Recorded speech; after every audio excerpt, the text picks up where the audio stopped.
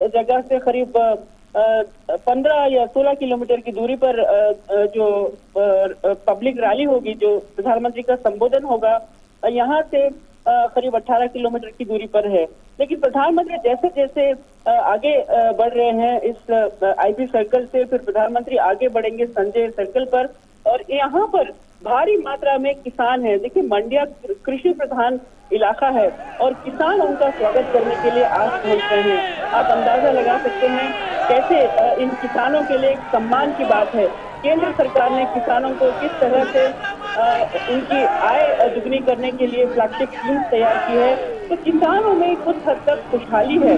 और जैसा कि मैंने बताया कि मंडिया वो डिस्ट्रिक्ट था कुछ समय पहले, यहाँ पर सीरियल सुसाइड केसेस यानी आत्महत्या की कहानियां सामने आती थी। किसान लोन के बोझ में दबे रहते थे। तो ये तमाम चीजें अब खत्म करते हुए केंद्र सरकार ने किसानों को एम्पावर किया है। किसान सम्मान निधि के तहत कई किसानों को उनके खाते में डायरेक्ट डीबीटी के जरिए उन तक पैसा पहुंचाने का प्रयास किया है, एक प्लास्टिक स्कीम किया है। तो ऐसे में यहाँ के किसान, खासकर मंडिया के किसानों की राय जो है बहुत अहम होती है। तो ये तमाम किसान और मंडिया के लोग जो है प्रधानमंत्री का शानदार स्वागत करने के लिए यहाँ पर खड़े हैं और काफिला आगे बढ़ रहा है और भारी मात्रा में लोग जनसंख्या जो है आगे भी प्रधानमंत्री का स्वागत करने के लिए इंतजार कर रही है।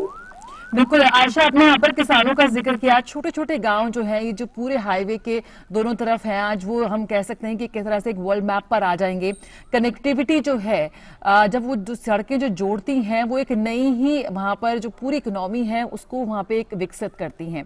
किस तरह से आपको लगता है कि किसानों की जो तमाम योजनाओं का आपने जिक्र किया, कैसे केंद्रीय जो तमाम योजनाएं हैं उसका असर, उसका फायदा यहाँ पर हम जमीनी स्तर पर देख रहे हैं, उन किसानों को मिल रहा है। और यही वजह है कि आज ये तमाम किसान अपनी खास भेंट लेकर, गुड़ लेकर पहुंचे हैं प्रधानमंत्री का स्वागत करने के लिए। हम देख रहे हैं तस्वीरों में इतना ज्यादा उन पर फूल फेंके जा रहे हैं। साथ ही साथ हमारे जो संवाददाता हैं वो ये भी बता रहे हैं कि कैसे वहां जो वहां का खास गुड़ है मांड्या का, उसको लेकर वो वहां पहुंचे हैं प्रधानमंत्री का स्वागत करने के लिए। प्रधानमंत्री को वो गुड़ भेंट करना चाहते हैं। फूलों की बारिश के बीच हम देख रहे हैं और हम प्रधानमंत्री खुद उन पे भी वापस उन्होंने फूल डाला, हमने भी देखा। तो ये स्वागत है, ये प्यार है उन तमाम लोगों का जो यहाँ पहुंचे हैं प्रधानमंत्री का स्वागत करने के लिए। आयशा, किस तरह से आप देखते हैं कि अगर हम पूरे उस राज्य की तस्वीर बदलती हुई यहाँ पे हम देखेंगे, बहुत ही एक मेजर टूरिस्ट सर्किट है वहां पर, हजारों की संख्या में लोग मैसूरू पहुंचते हैं। वो पूरा गांव है वहां पर रामलिंगम, जिसका जिक्र हमने पहले भी किया, कैसे शोले ने उस गांव को अमर बना दिया है। और वहां पर भी तमाम ऐसी योजनाओं की शुरुआत होगी जो, अगर हम टूरिज्म की बात करें, पर्यटन के लिहाज से उस पूरे क्षेत्र की तस्वीर बदलती यहाँ पर नजर आएगी। जी बिल्कुल। देखिए, बांग्लादेश से अगर हम मैसूर का सफर शुरू करते हैं तो सबसे पहला पड़ाव आता है बिरदी, जो आर्थिक तौर पर एक इंडस्ट्रियल हब है। और ये अब बिरदी के आगे जो है रामनगरम शहर है जिसे रमेश सिप्पी ने गढ़ बना दिया था। और ये बहुत ही अहम है। यहाँ पे एक बहुत बड़ी पहाड़ी है जहाँ पर एक राम मंदिर है। तो बीजेपी सरकार ने ये ऐलान किया था कि इस पहाड़ी पर एक विशाल राम मंदिर भी बनाया जाएगा, क्योंकि यहाँ पर इस वक्त एक छोटा राम मंदिर है और यहाँ पर कई रामायण से जुड़े कई कथाएं यहाँ पर मशहूर हैं। तो यही वजह है कि रामनगर को टूरिस्ट मैप पर, टूरिस्ट सर्किट से अहम तरीके से जोड़ने के लिए एक विशेष योजना बनाई गई है। और आगे चलते हुए रामनगर जो है एक सिल्क सिटी माना जाता है, विश्व का सिल्क सिटी है। रामनगर में सबसे बड़ा सिल्क मार्केट है और यही से सिल्क जो है देश के कोने कोने तक अंतर्राष्ट्रीय बाजार तक पहुँचाया जाता है। और इसके साथ साथ शोले थीम पार्क जो है, ये रामनगर रमेश सिप्पी का रामगढ़ रहा। और ये जो लोकेशन है, जो रियल लोकेशन है, वो आज भी उसी तरह की पहाड़ियां हैं। अगर आप वहां से गुजर रहे होते हो तो आपको शोले का हर वो सीन याद आएगा, कहाँ सांबा बैठा था, कहाँ गब्बर सिंह खड़ा था, कहाँ से बसंती का टांगा गुजरता है। ये तमाम चीजें आपको नजर आती है वहां पर, क्योंकि ये रियल लोकेशन है। तो इसको भी एक थीम पार्क बनाने का प्लान है कर्नाटक सरकार के पास। और ये थीम पार्क जब बनेगा, ये भी एक विश्व स्तर का टूरिस्ट सर्किट बनेगा। और आगे चलते हुए चन्नपट्टना शहर है, जो छोटा गाँव है जहाँ पर लकड़ी के खिलौने बहुत ही मशहूर है। से लोकल की बात करते हुए इन लकड़ी के चन्नापटना के लकड़ी के खिलौनों की बात कही है और इसके लिए अंतर्राष्ट्रीय बाजार और बढ़ता जा रहा है। तो चन्नापटना से आगे आप आएंगे तो मंड्या है, मथुर, मंड्या, ये दोनों शहर कृषि प्रधान शहर है और मंड्या जो है शुगर पावर ऑफ इंडिया माना जाता है, शक्कर नाडु कहा जाता है कर्नाटक में। और यही पर प्रधानमंत्री नरेंद्र मोदी अब लोगों से मिल रहे हैं। यहाँ थोड़ी इससे थोड़ा आगे अगर आएंगे तो प्रधानमंत्री मद्दूर पहुंचेंगे और मद्दूर में गेजलगेरे ग्राउंड में प्रधानमंत्री नरेंद्र मोदी की विशाल सभा, विशाल रैली है और यहाँ प्रधानमंत्री नरेंद्र मोदी हजारों, लाखों की संख्या में, करीब 2.5 लाख से ज्यादा लोग यहाँ पर जुटे हुए हैं। इन तमाम लोगों को आज संबोधित करेंगे। तो बहुत ही खास दिन मंड्या के लोगों के लिए, मजदूर के लोगों के लिए 40 साल के बाद मंड्या मजदूर जैसे छोटे शहर पहुंचते हैं, यहाँ के लोगों के लिए विकास की योजनाएं बनाते हैं। और जो 10 लेन एक्सप्रेस वे है ये एक सौगात है इस इलाके के लोगों के लिए। और 10 लेन एक्सप्रेस वे जो national highway authority of India ने तैयार किया है, बहुत ही एडवांस डिजाइनिंग और अत्याधुनिक टेक्नोलॉजी के साथ इसको तैयार किया गया है। और ये 10 लेन हाईवे का प्रधानमंत्री अब कुछ ही देर में अमरावती होटल के बने उसका औपचारिक तौर पर उद्घाटन करेंगे और देश को समर्पित करेंगे। दो फेज से बना ये जो 10 लेन हाईवे है बैंगलोर से निलगट्टा तक और फिर निलगट्टा से मैसूर तक का 2 फेज लेन है। और ये जो हाईवे है अलग अलग स्थल से बनाया गया है। इसमें ग्रीन फील्ड है और ब्राउन फील्ड का जो कॉम्बिनेशन है, उसके तहत इस हाईवे पर कई सारे इस हाईवे आते हुए आपको कई सारे ब्रिजेस मिलेंगे। रेलवे ब्रिजेस है, करीब 40 से ज्यादा ओवर ब्रिजेस और सबवेज यहाँ पर हैं। और खास बात ये भी है कि इस हाईवे को बनाते हुए यहाँ तक कि यहाँ इस बात का भी ध्यान रखा गया कि पशुओं को रोड क्रॉस करने में कोई दिक्कत ना हो, इसके लिए भी अलग सा एक ब्रिज बनाया गया है। क्योंकि जैसा कि मैंने बताया ये पूरा इलाका जो है कृषि प्रधान इलाका है, तो पशुओं को सड़क पार करते हुए दिक्कत ना हो, इसके लिए भी इस हाईवे में डिजाइन में इंटीग्रेट किया गया है। तो ये बहुत खास और अत्याधुनिक टेक्नोलॉजी और एडवांस डिजाइन के तहत इस हाईवे को तैयार किया गया है। प्रधानमंत्री अब इस हाईवे का उद्घाटन अमरावती होटल के करीब करेंगे और फिर आगे बढ़ेंगे। देखिए लोग यहाँ पर हजारों की संख्या में जो सर्कल के पास आप देख रहे हैं, ये वही सर्कल हुआ करते थे जया, जो पहले यहाँ पर किसान नाराज के साथ धरना प्रदर्शन करते रहे, कावेरी के पानी के लिए लड़ते रहे और अपनी जो लोन में उन्हें उन पर जो इंटरेस्ट का बोझ रहता था उसकी वजह से आत्महत्या करते रहे। तो ये वो सर्कल्स हैं जहां पर हमने कई बार धरना प्रदर्शन, किसानों के धरना प्रदर्शन देखते रहे। लेकिन आज मंड्या की हालत बदली है, तस्वीर बदली है। यहाँ पर किसान आज प्रधानमंत्री को बड़े गर्व से प्रधानमंत्री का स्वागत करने के लिए पहुंचे हैं और प्रधानमंत्री का स्वागत करने के लिए, जैसा कि मैंने बताया, अपनी मिठास के साथ, मंड्या की मिठास के साथ गुड़ के गिफ्ट लेकर किसान यहाँ पर प्रधानमंत्री को स्वागत करने के लिए आप देख सकते हैं सड़कों के दोनों ओर भारी मात्रा में लोग, महिलाएं हैं, बच्चे हैं, छात्र हैं, स्टूडेंट्स हैं, ये तमाम लोग प्रधानमंत्री का स्वागत करने के लिए यहाँ पर बेसब्री से इंतजार करते रहे। जी बिल्कुल आयशा, तस्वीर यहाँ पर बदली है। जिस तरह से हमारी संवाददाता कह रही हैं कि पहले जो तस्वीर थी वो थी किसानों के प्रदर्शन की, अपनी हक की लड़ाई की, अपनी मांगों के साथ, लेकिन आज वही प्रदर्शनकारी जो किसान है वो गर्व के साथ मांड्या की मिठास लेकर पहुंचे हैं प्रधानमंत्री का अभिवादन करने, उनका स्वागत करने। फूलों की बारिश के साथ वो प्रधानमंत्री का स्वागत कर रहे हैं और हमेशा से हम देखते हैं कि प्रधानमंत्री भी उसी ऊर्जा के साथ, उसी स्नेह के साथ उनके अभिवादन को स्वीकारते हैं और वो भी उनके ऊपर वापस फूलों की बारिश कर रहे हैं। यही जो रिश्ता है, जो राब्ता है एक प्रधान सेवक का अपने जनता के साथ, उसकी झलक हम यहाँ पर देख सकते हैं इस रोड शो में। बेहद महत्वाकांक्षी परियोजना राष्ट्रीय राजमार्ग 275 बेंगलुरु निदाघटा मैसूरू खंड, जिसको आज राष्ट्र को समर्पित करेंगे प्रधानमंत्री नरेंद्र मोदी। पहले जो समय लगता था वो अब एकदम आधा हो जाएगा। करीब 10 लेन का ये एक्सप्रेसवे है, मैसूरू एक्सप्रेसवे। बेंगलुरु मैसूरू एक्सप्रेसवे की बात करें तो इसमें 4 रेल ओवरब्रिज, 9 महत्वपूर्ण पुल, 40 छोटे पुल और 89 अंडरपास और ओवरपास का विकास भी इसमें हुआ है।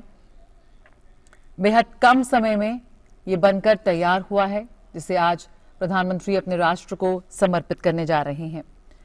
आयशा, प्रधानमंत्री का ये रोड शो है, आज वो संवाद कर रहे हैं वहां के लोगों से, आज वो एक रैली को भी संबोधित करेंगे।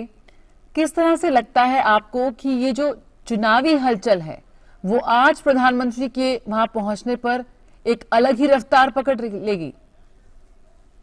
जी बिल्कुल, कर्नाटक में अगले महीने चुनाव है और बीजेपी के कार्यकर्ता इस बात से काफी उत्सुक हैं कि प्रधानमंत्री का यहाँ पर आना और यहाँ पर विकास की योजनाओं का आगाज करना और शिलान्यास करना, ये बहुत अहम है इस क्षेत्र के लोगों के लिए। देखिए, बीजेपी हमेशा से ये मानती रही है, हमेशा से एक्सेप्ट करती है कि बीजेपी का ओल्ड मैसूर रीजन में ये जो इलाका है, मंड्या, मद्दूर, चामराजनगर, ये तमाम इलाके जो हैं 60 डिस्ट्रिक्ट हैं, ओल्ड मैसूर रीजन कहा जाता है।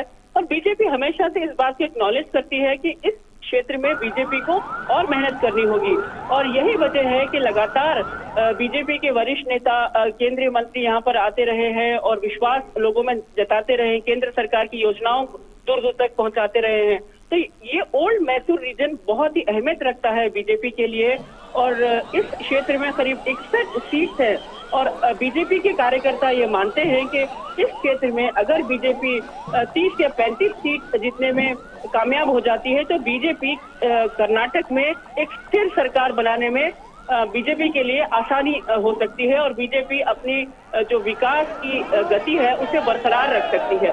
तो ये जो बीजेपी के कार्यकर्ताओं का मानना है, जो उत्साह है बीजेपी के कार्यकर्ताओं में इस बात को लेकर, यही वजह है कि लगातार पिछली बार भी केंद्रीय मंत्री अमित शाह भी यहाँ पर पहुंचे थे। हाल ही में उन्होंने यहाँ के कोऑपरेटिव को बहुत ही उन्हें संगठित किया है और मंड्या में एक नई कोऑपरेटिव सोसाइटी, विशाल कोऑपरेटिव सोसाइटी का भी गठन हुआ है, मनमूल नाम से शुरू किया है। तो यहाँ के किसान भी अब इस कोऑपरेटिव सोसाइटी से काफी उन्हें इन किसानों को लाभ हो रहा है और कई किसान और कई जो लाभार्थी हैं आज प्रधानमंत्री के सामने स्टेज पर रहेंगे और ये तमाम लाभार्थी जो है अपनी बात भी यहाँ पर लोगों के सामने रखेंगे और प्रधानमंत्री नरेंद्र मोदी जब लोगों को संबोधित करेंगे तो मंड्या के लोगों को, खासकर मंड्या के किसानों को केंद्र सरकार की जो योजनाएं हैं, जो उन तक ये योजनाएं पहुंची हैं, उस बात का जरूर एहसास भी दिलाएंगे कि कैसे इससे उन्हें लाभ हो रहा है। तो बीजेपी के कार्यकर्ताओं में बेहद ज्यादा उत्साह है क्योंकि ओल्ड मैसूर रीजन में प्रधानमंत्री नरेंद्र मोदी का आना और ये जो एक्सप्रेस हाईवे है जो इस पूरे क्षेत्र को एक गति देता रहा है, ये इसके तहत इस इलाके का विकास और तेज हो सकता है। और हमेशा से ये गढ़ राजनीतिक तौर पर माना जाता है कि जेडीएस का गढ़ है और कांग्रेस यहाँ पर मजबूत है, लेकिन बीजेपी के लेकिन मैसूर में तो बीजेपी के जो एमपी हैं, जो प्रताप सिम्हा है, उन्होंने लगातार इस क्षेत्र में कार्य करते रहे हैं। बीजेपी की जो प्रेजेंस है उसे और मजबूत बनाया है। तो प्रधानमंत्री का आज मंड्या पहुंचना बीजेपी के कार्यकर्ताओं का उत्साह दोगुना करता है और उन्हें यही उम्मीद है कि आने वाले चुनाव में प्रधानमंत्री नरेंद्र मोदी की जो ये पहुंच है, यहाँ तक जो प्रधानमंत्री जिस तरह से लोगों तक पहुंच रहे हैं, लोगों के दिलों में रहेगी। और खास बात ये भी है जया, हमने देखा आगे बढ़ते हुए सड़कों पर प्रधानमंत्री ही नहीं लेकिन उनकी मां की तस्वीरें भी यहाँ पर लगाई है लोगों ने। तो ये प्यार झलकता है लोगों की तरफ से, प्रधानमंत्री की तरफ से। ये स्नेह है प्रधानमंत्री के साथ जो सीधा लोग उनसे कनेक्ट करते हैं। यही वजह है कि आज हीराबा जो प्रधानमंत्री नरेंद्र मोदी की मां हैं, उनकी तस्वीरें भी प्रधानमंत्री के साथ यहाँ पर सड़कों पर लगाई गई हैं। तो मंड्या के लोग जो हैं बहुत ही भावुक, कुछ हद तक भावुक लोग भी माने जाते हैं और उनके लिए भावनाएं भी बहुत अहम भावनाएं और रिश्ते बहुत अहमियत रखते हैं। तो हीराबाग की तस्वीरें जो है हम सड़कों पर देख रहे हैं। देखिए, हीराबाग की तस्वीरें गुजरात में दिखना अलग बात है, लेकिन मंडिया में हीराबाग की तस्वीरें लगी है। लोग प्रधानमंत्री की तस्वीरों के साथ साथ हीराबाग की तस्वीरें भी लगाई है। तो ये एक कहीं ना कहीं मंडिया के लोगों की तरफ से प्रधानमंत्री का शानदार स्वागत और उनके साथ एक पर्सनल कनेक्ट बनाने की कोशिश है। और वो प्रधानमंत्री जो स्वागत हो रहा है इस समय आप देख रहे हैं तस्वीरों में, तो वो साफ झलक रहा है। बिल्कुल है। तो प्रधानमंत्री का शानदार स्वागत मांड्या पहुंचने पर और फूलों की बारिश के साथ वहां के जो लोग हैं वो प्रधानमंत्री का स्वागत कर रहे हैं। मोदी के नारों के साथ प्रधानमंत्री का अभिवादन कर रहे हैं। तो देश भर में विश्व स्तरीय कनेक्टिविटी सुनिश्चित करने से जुड़े प्रधानमंत्री के विजन का ये प्रमाण है कि कैसे हम जो अपनी अवसंरचना परियोजनाएं हैं उनके विकास में एक तीव्र गति यहाँ पर देख रहे हैं। बेहद कम समय में देश भर में जिस तरह से ये तमाम जो हाईवेज हैं वो बनकर तैयार हो रहे हैं। इस प्रयास में आगे बढ़ते हुए प्रधानमंत्री बेंगलुरु मैसूरू एक्सप्रेस वे राष्ट्र को समर्पित करने के लिए पहुंच चुके हैं। इस परियोजना में NH 275 के बेंगलुरु निदाघटा मैसूर खंड को 6 लेन का बनाना भी शामिल है। 118 किलोमीटर लंबी सड़क के निर्माण से जुड़ी इस परियोजना को लगभग 8,480 करोड़ रुपए की कुल लागत से विकसित किया गया है। इसमें बेंगलुरु और मैसूरू के बीच यात्रा अवधि लगभग 3 घंटे से घटकर करीब 75 मिनट ही रह जाएगी। और इस क्षेत्र में कैसे सामाजिक आर्थिक विकास को बढ़ावा मिलेगा उस पे लगातार हम उसकी बानगी यहाँ देख रहे हैं। प्रधानमंत्री मैसूरू कुशाल नगर 4 लेन राजमार्ग की आधारशिला भी रखेंगे। 92 किलोमीटर में फैली इस परियोजना को करीब 4,130 करोड़ रुपए की लागत से विकसित किया जाएगा। ये परियोजना बेंगलुरु के साथ कुशाल नगर के परिवहन संपर्क को बढ़ावा देने में एक बेहद महत्वपूर्ण भूमिका निभाएगी और यात्रा अवधि को लगभग 5 घंटे से घटाकर केवल 2.5 घंटे करने में मदद मिलेगी।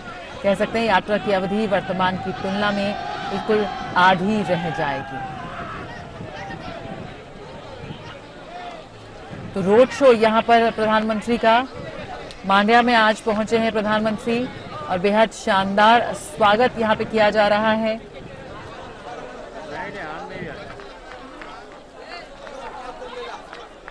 प्रधानमंत्री बेंगलुरु मैसूरू एक्सप्रेसवे का लोकार्पण करेंगे और इस परियोजना से किस तरह से इस पूरे इलाके की तस्वीर बदलती नजर आएगी, ये हमें लगातार हम इसकी बानगी देख रहे हैं। आज प्रधानमंत्री का कर्नाटक के मांड्या और हुबली धारवाड़ का दौरा है। लगभग 16,000 करोड़ रुपए की परियोजनाओं का वो लोकार्पण करेंगे और शिलान्यास करेंगे।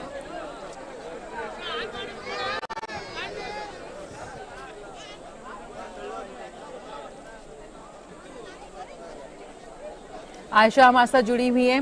आयशा, आज अगर हम बात करें पूरे दिन की बात करें तो मांड्या के बाद IIT धारवाड़ भी राष्ट्र को समर्पित करेंगे। सुना हमने IIT के लोगों को कि कैसे आज के बाद वो कह सकते हैं अगर संरचना की बात हो तो बेहद आत्मनिर्भरता की ओर वो कदम उठा रहे हैं। 2019 फरवरी में उन्होंने इस पूरी परियोजना की आधारशिला रखी थी और अब वो बनकर तैयार है। जी हाँ, बिल्कुल। प्रधानमंत्री एक तरफ कनेक्टिविटी और इंफ्रास्ट्रक्चर को मजबूती दे रहे हैं कर्नाटक को इसके जरिए इकोनॉमिक ग्रोथ डबल इंजन सरकार की एक नीड बता रहे हैं। तो दूसरी तरफ प्रधानमंत्री शिक्षा क्षेत्र में भी काफी कुछ कर्नाटक के लिए कर्नाटक को देते नजर आते हैं, क्योंकि अब IIT जो है धारवाड़ IIT लंबे समय से उत्तर कर्नाटक के लोगों का एक सपना था और धारवाड़ के सांसद जो है केंद्रीय मंत्री प्रहलाद जोशी लगातार इसके लिए कई सालों से उन्होंने इसके लिए स्ट्रगल किया था और आखिरकार 2019 में IIT जो है धारवाड़ को बजट में अलॉट किया गया और अब ये IIT तैयार है। तो यहाँ की जो उच्च स्तरीय शिक्षा है और यहाँ के जो एडवांस कोर्सेज हैं, इन तमाम एजुकेशनल फैसिलिटीज के जरिए न केवल कर्नाटक उत्तर कर्नाटक बल्कि देश के अलग अलग क्षेत्र से आने वाले छात्रों के लिए भी एक बहुत ही अहम एजुकेशन डेस्टिनेशन होगा। और खासकर उत्तर कर्नाटक की अगर हम बात करें तो प्रधानमंत्री नरेंद्र मोदी लगातार उत्तर कर्नाटक में अभी तक 2 दौरे कर चुके हैं और इन दोनों प्रधानमंत्री के दौरों पर प्रधानमंत्री ने करोड़ों के पैकेजेस जो है उत्तर कर्नाटक हुबली और बेलगाम में उन्होंने ऐलान किया था। तो आज हुबली रेलवे स्टेशन जो हुबली का सबसे बड़ा सबसे लंबा प्लेटफॉर्म है विश्व में, इसको प्रधानमंत्री समर्पित देश को समर्पित करेंगे। तो ये बहुत अहम है। हुबली एक आर्थिक कैपिटल है कर्नाटक का, एक आर्थिक सिटी, डेवलपिंग सिटी है कर्नाटक की। और हुबली को इस तरह से इंफ्रास्ट्रक्चर के साथ जोड़कर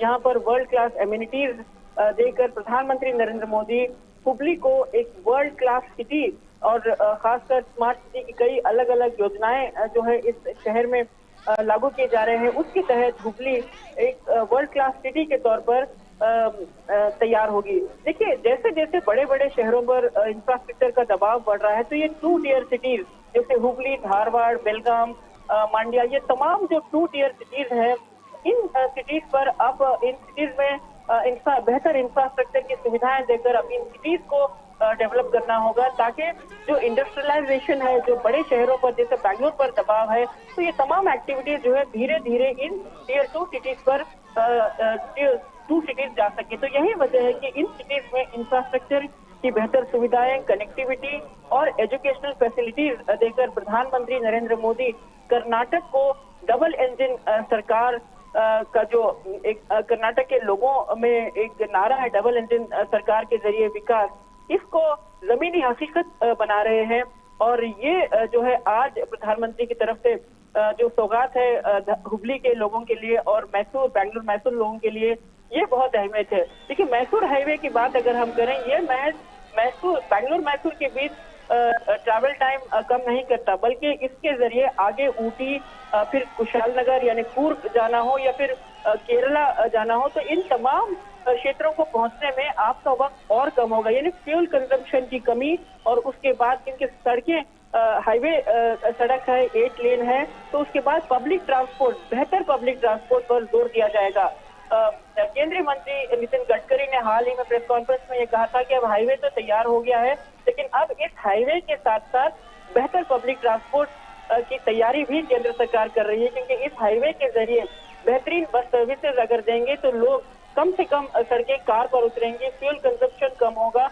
जो एनर्जी ट्रांजिशन है, जो फ्यूल सेविंग की बात जो सरकार करती रही, ये जो है ये भी एक हकीकत बनेगी। तो ऐसे में ये बैंगलोर एक्सप्रेस हाईवे और हुबली में जो प्रधानमंत्री नरेंद्र मोदी IIT का उद्घाटन करेंगे, तमाम चीजें जो है कर्नाटक के लोगों के लिए एक नेशनल स्ट्रीम लाइन के साथ जोड़ते हुए कर्नाटक को दक्षिण भारत में एक बेहतरीन प्रोग्रेसिव स्टेट के तौर पर उभारने की कोशिश है।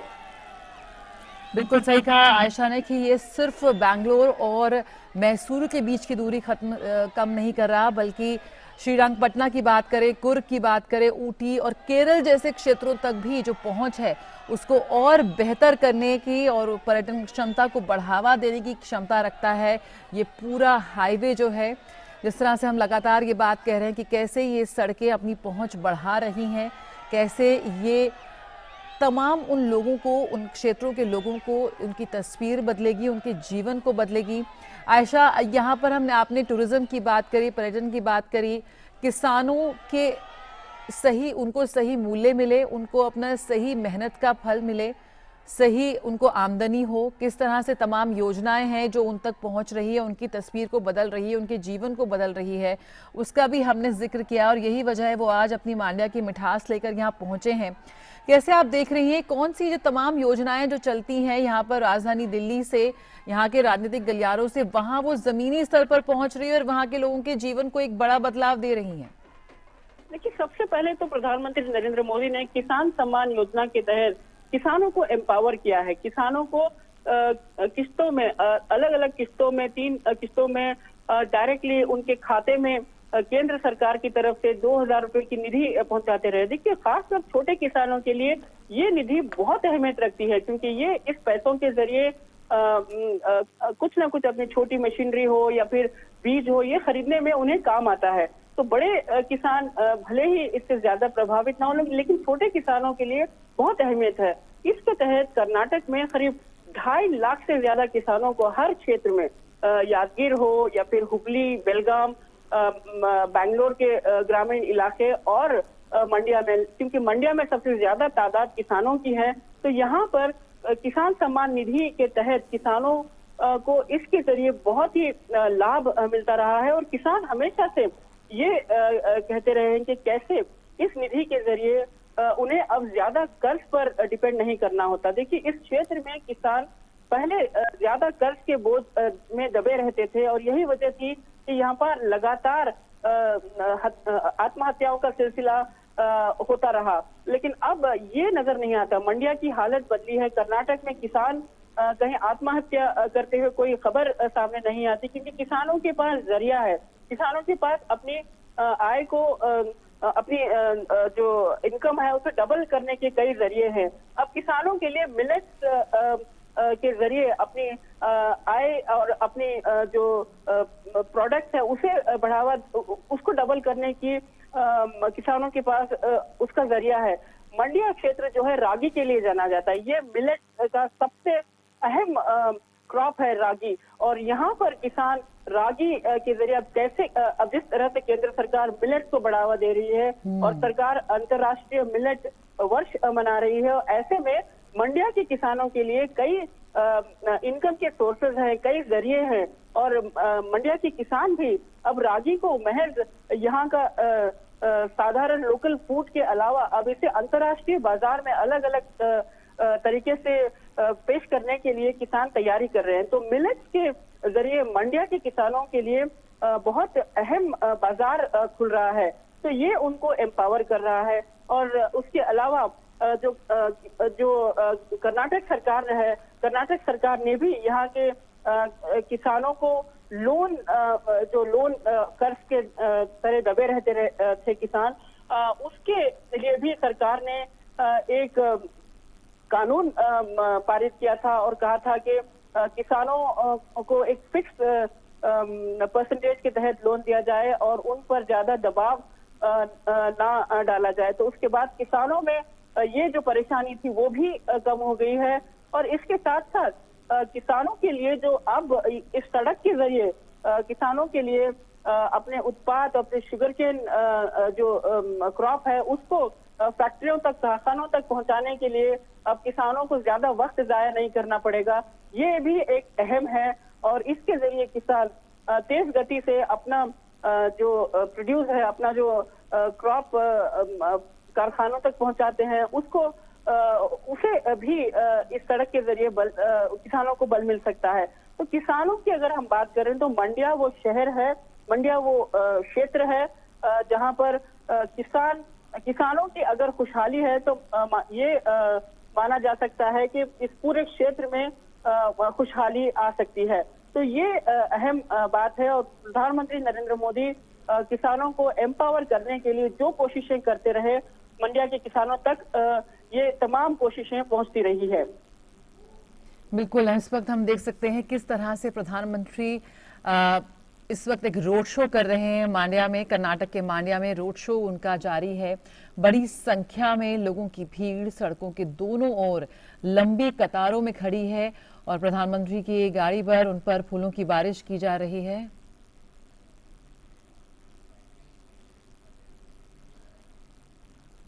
बिल्कुल, तो प्रधानमंत्री कर्नाटक के मांड्या में हैं और उन्होंने वहां पर रोड शो किया, जिस दौरान हमने देखा कि बड़ी संख्या में लोगों की भीड़ उमड़ी और लोगों ने उन पर फूलों की बारिश की। लंबी कतारें हमें नजर आई सड़क की दोनों ओर, लोगों ने उन जयकारे भी लगाए और रोड शो के बाद कुछ देर में प्रधानमंत्री मोदी लगभग 16,000 करोड़ रुपए की कई परियोजनाओं का उद्घाटन करेंगे और शिलान्यास करेंगे।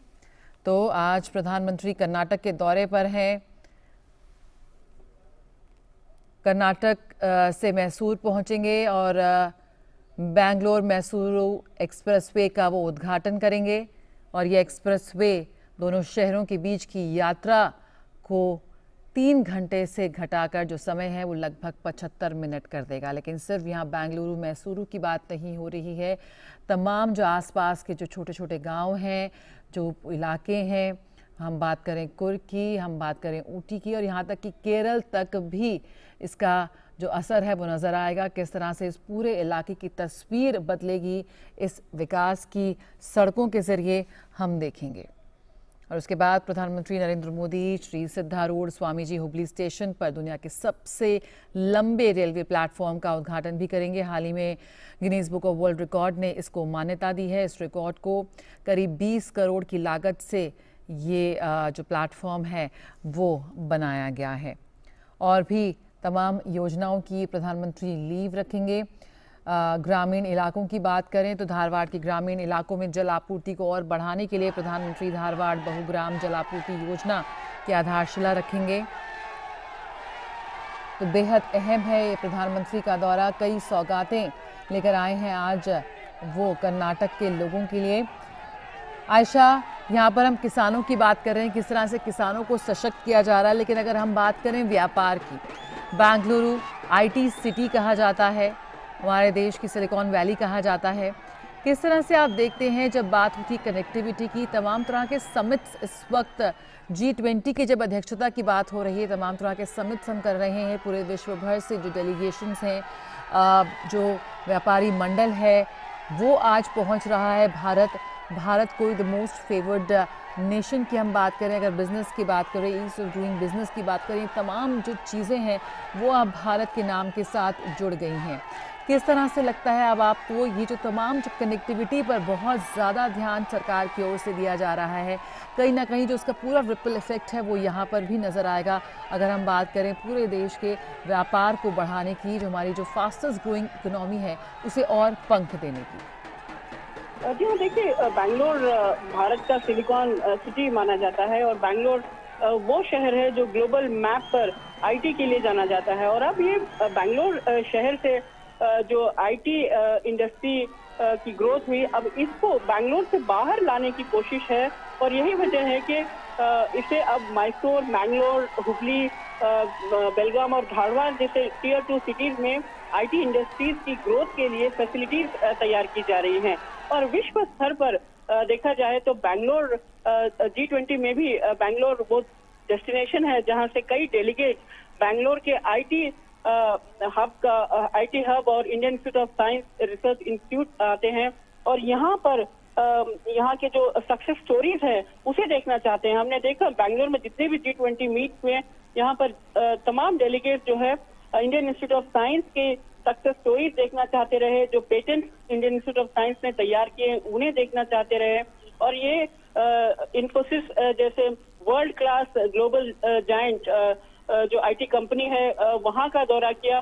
तो Bangalore silicon city of India तो है ही, और अब यही वजह है कि इस शहर पर दबाव बढ़ गया, इंफ्रास्ट्रक्चर का दबाव बढ़ने के चलते अब टियर 2 सिटीज जो हैं यहाँ पर इंडस्ट्रीज ग्रोथ के लिए कॉरिडोर्स बनाए जा रहे हैं, फैसिलिटीज तैयार की जा रही हैं। और national highway authority of India का भी एक प्लान है कि जो एक्सप्रेस हाईवे के जो दोनों साइड में जमीन है वहाँ पर national highway authority of India जो है कॉम्प्लेक्सेस बनाएगी, एजुकेशनल कॉम्प्लेक्सेस बनाने के लिए जगह देगी। राज्य सरकार को इस क्षेत्र में इंडस्ट्रीज कॉरिडोर बनाने के लिए जगह दी जाएगी। तो ये तमाम चीजें सड़क के साथ जुड़ी हुई हैं। कनेक्टिविटी एक अहम ब्रिज है इस पूरे डेवलपमेंट के लिए, इस इकोनॉमिक ग्रोथ के लिए। और अब इस शहर में जो डेवलपमेंट इन तमाम शहरों में जो छोटे शहर हैं इस सड़क से जुड़े, यहाँ पर भी डेवलपमेंट और ग्रोथ के लिए काफी स्कोप बढ़ाया जा सकता है। तो यही वजह है कि एक एक्सप्रेस वे अगर एक शहर दो शहरों को जोड़ता है तो उसके बीच का जो रास्ता होता है उसके हर एक पड़ाव पर इकोनॉमिक ग्रोथ और आर्थिक ग्रोथ और सामाजिक एम्पावरमेंट यानी सोशल एम्पावरमेंट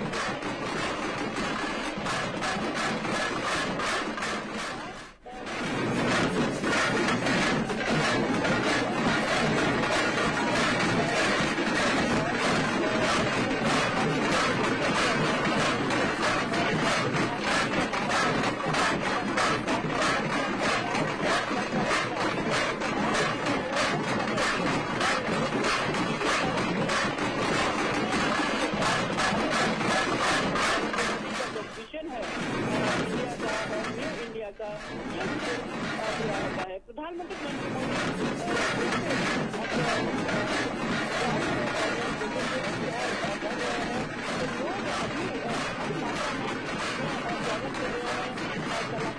यहाँ पर जुटे हुए हैं और तमाम लोग उनका स्वागत करते हैं। कर्नाटक के जो फोक आर्ट है, डांस कल्चर है, उसका प्रदर्शन यहाँ पर देखा जा सकता है। जैसे कि मैंने बताया, मंड्या के लोग कुछ हद तक बहुत ही सोशल पारिवारिक वैल्यूज से जुड़े होते हैं, तो प्रधानमंत्री को एक अपने मेहमान की तरह वो उनका स्वागत कर रहे हैं और पूरी मेहमान नवाजी में कोई कसर नहीं छोड़ी है। बिल्कुल, हम देख सकते हैं बेहद खूबसूरत तरीके से यहाँ पर मांड्या के जो लोग हैं वो अभिवादन कर रहे हैं, प्रधानमंत्री का स्वागत कर रहे हैं। आयशा लगातार बता रही है हमारी संवाददाता कि कैसे बेहद सरल सहज लोग हैं, अपनी संस्कृति से जुड़े हुए, अपनी जड़ों से जुड़े हुए, और जो कर्नाटक की लोकगीत और संगीत के साथ यहाँ पर प्रधानमंत्री का स्वागत किया जा रहा है, उनका अभिवादन किया जा रहा है। इसके पहले हमने देखा कि कैसे रोड शो के दौरान भी बेहद गर्मजोशी के साथ, बेहद उत्साह के साथ हजारों की संख्या में लोग कतार बनाकर खड़े रहे सड़क के दोनों तरफ और प्रधानमंत्री पर फूलों की बारिश की और उनका स्वागत किया। मांड्या वो पहुंचे हैं और एक लंबे समय के बाद प्रधानमंत्री पहुंचा है इस मांड्या के जगह पर, और यही वजह है कि बेहद गर्मजोशी के साथ, लोक संस्कृति के रंगों के साथ, लोकगीत संगीत के साथ, ढोल के नगाड़ों के साथ, इसकी थाप के साथ प्रधानमंत्री का स्वागत किया जा रहा है। और प्रधानमंत्री ही उतनी खुशी के साथ, जोश के साथ, ऊर्जा के साथ उनके इस अभिवादन को स्वीकार कर रहे हैं और उनके इस गीत संगीत और उनकी संस्कृति का सम्मान कर रहे हैं।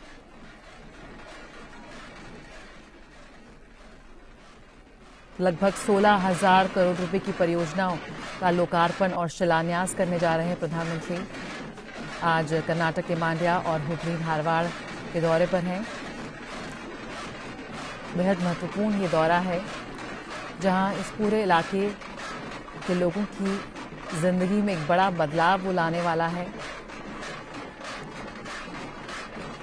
साथ ही साथ अगले माह चुनाव है, तो प्रधानमंत्री के वहां मौजूदगी वहां भाजपा कार्यकर्ताओं को भी एक अलग ही जोश के साथ भर रही है।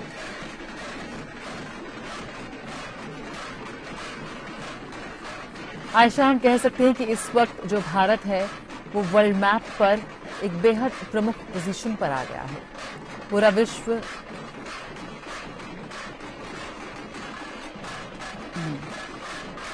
तो पूरे विश्व में इस वक्त सभी की निगाहें भारत पर टिकी हुई हैं। कैसे कोरोना के बाद की स्थिति से जो उत्पन्न स्थिति है उसमें एक सोल्यूशन प्रोवाइडर के तौर पर यहाँ भारत उठता हुआ नजर आ रहा है। ये कुछ देर पहले रोड शो की तस्वीरें हैं, हमने देखा कितने जोश के साथ रोड शो के दौरान प्रधानमंत्री का स्वागत किया गया। दूर दूर से लोग पहुंचे प्रधानमंत्री का स्वागत करने के लिए, जयकारे लगाते हुए, प्रधानमंत्री पर फूलों की बारिश करते हुए और प्रधानमंत्री भी उनके अभिवादन को स्वीकार करते हुए और उन पर भी फूल बरसाते हुए।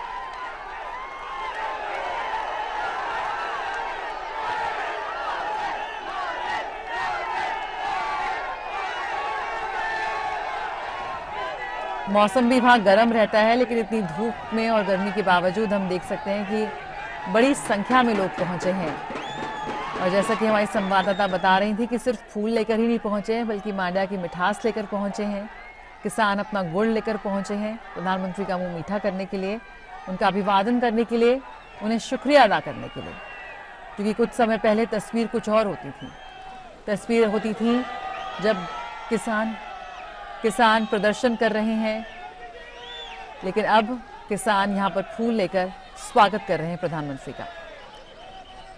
आयशा, कैसे एक विभिन्न क्षेत्रों में भारत की जो प्रगति है उसकी बानगी हम लगातार यहाँ पर देख रहे हैं।